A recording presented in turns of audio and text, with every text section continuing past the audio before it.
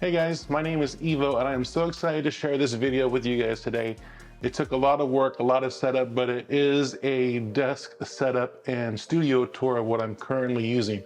I know I just started up, but I figured we'd share this equipment and studio that I'm using before it becomes unrecognizable. So let's start with here in the studio and then we'll go check out the rest of the stuff I use to make these videos.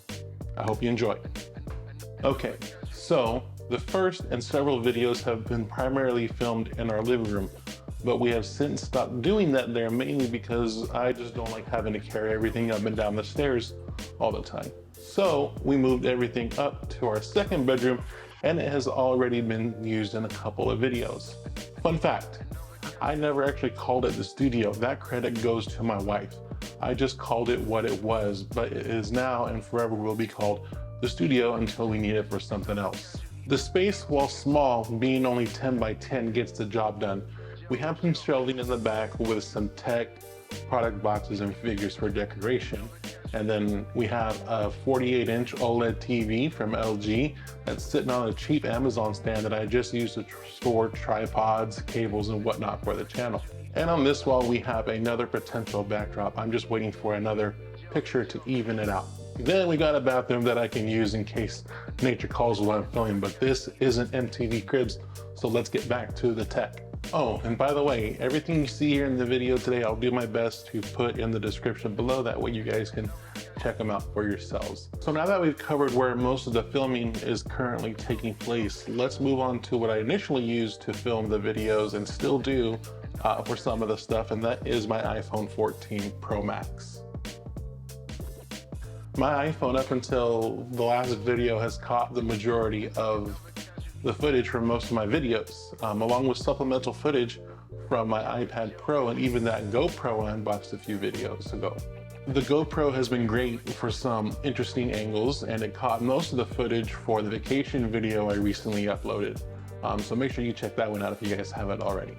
For the road footage, the GoPro is mounted with a suction cup mount just under my dash cam. And my wife was basically just hitting record when she found something interesting. Now for the handheld stuff with the GoPro, I was using the Volta mount that it came with, and it was supposed to be pretty seamless, but I had some hiccups with it that took me out of the moment at times where I didn't want to be taken out of the moment when I was just filming what I wanted to see. Now I had a standalone camera for a moment that was capturing some stills and videos for the channel, and that was the Olympus OMD EN10 Mark III.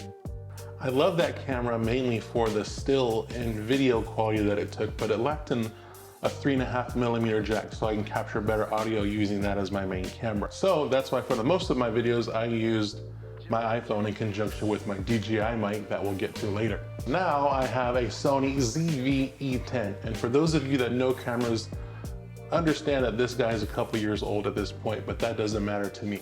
What matters for me is that it has everything I need as far as input and connectivity goes.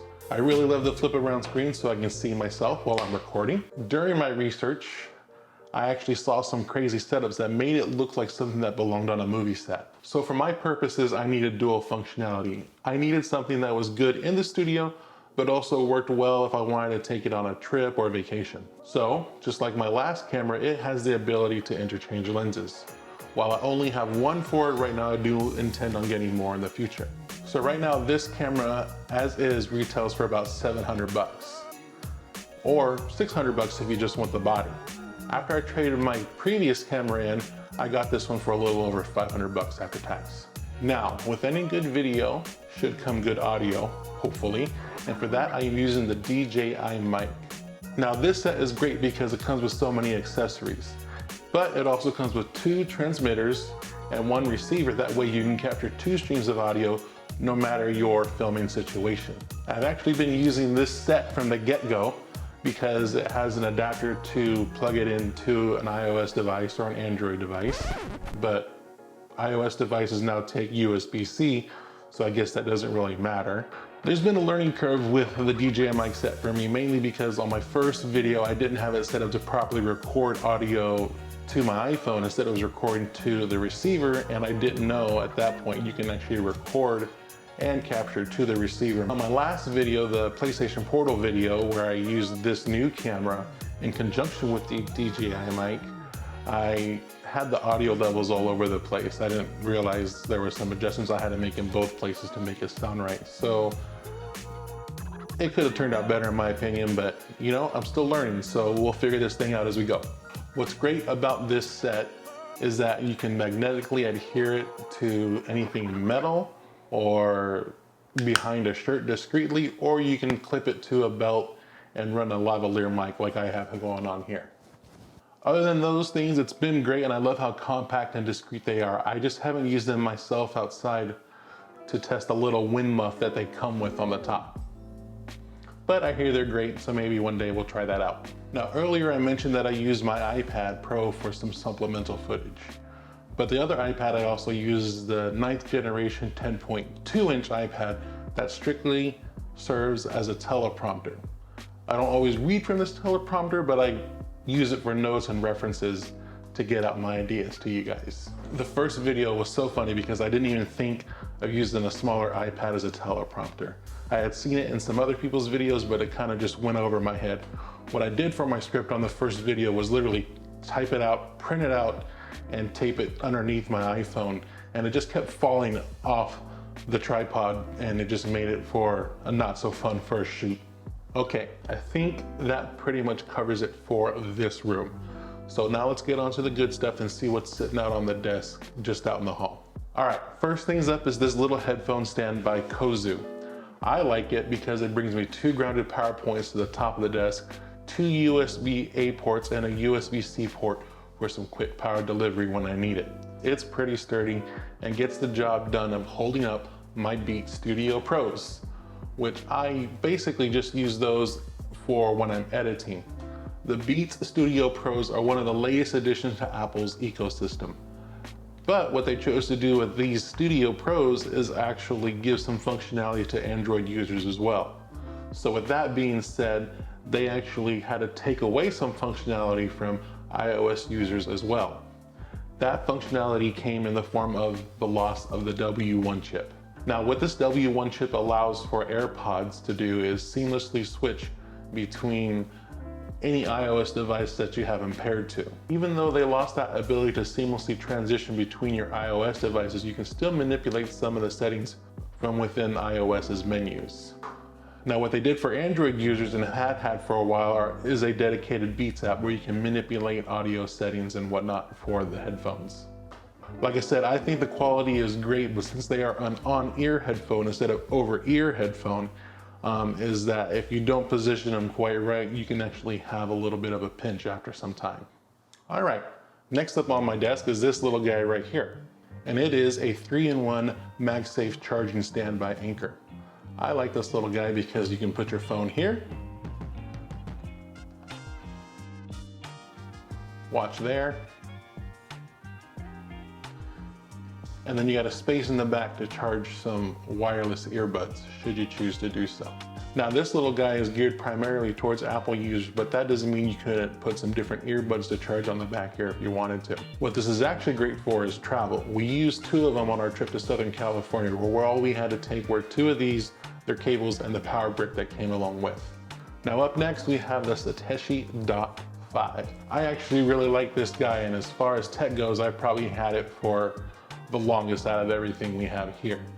You've got 2 USB-A ports and 2 USB-C ports for charging your devices, and you can charge up to 5 of those, 4 of them obviously being wired and the 5th being wireless. Okay, now as far as my keyboard and mouse situation, I have the MX Keys and MX Master 3 from Logitech. These guys are so great that I had to buy them twice. I have a set here, and then I had a set from my previous job, but I'm no longer there, so does anybody need a set? The quality is great on both. The MX Keys have a nice weight to them and don't slide around too much when I'm using them. Now, the other good thing about this set is that it is compatible with Microsoft and Apple operating systems. You can choose to connect to either machine with Bluetooth or a little dongle that each of them comes with. And the MX Master 3 is just great in the hand and has so many buttons on it, so you can actually customize it down to the app with the Logitech Options app. These 2 sit atop a cheap desk pad mat that I got from Amazon. It's kind of a felt fiber situation that I'm probably actually going to end up changing out because the mouse catches the fibers every once in a while, and it's just slightly annoying. Now, the only other piece of non-tech that I have on my desk here is going to be a generic notebook that I picked up from Staples. I have a notebook because if I don't write down the ideas for my videos, I forget something altogether or it just doesn't get shot. Now, the next thing I have up on the desk is going to be two HomePod minis. They're set up in a stereo pair. I won't talk too much about those because you guys know what HomePods do. I primarily use them to listen to music or sample songs for my videos, but I dare not use them for editing because there's a slight delay because they're connected via Wi-Fi. All right, two more things to go, and the second to last thing is going to be my monitors. And that is the Philips 27-inch 7000 series creator monitor with a model number of 27E2F7901. I like this monitor so much I had to buy two. And as I always say, two monitors are better than one. What initially attracted me to this monitor was seeing another YouTuber unbox it and showcase it, but also the design. However, the biggest thing is that it comes with a 4-year advanced replacement warranty, which basically means that Philips would rather send you a new one than try and repair the one that you have and send you back a repaired unit. The monitor has all the modes that you would need for HDR and even some gaming if you wanted to do that too. Now, the coolest thing about this monitor is all the connectivity. So with two monitors, I essentially have all the connectivity I need. Overall, these monitors have been great. And what I really like about this setup is I can just pull out my laptop and my wife can pop hers in, or they can both stay docked and all we have to do is swap out cables so we can both get functionality out of this whole setup. All right, now last but not least is what I use to put and edit all these videos together.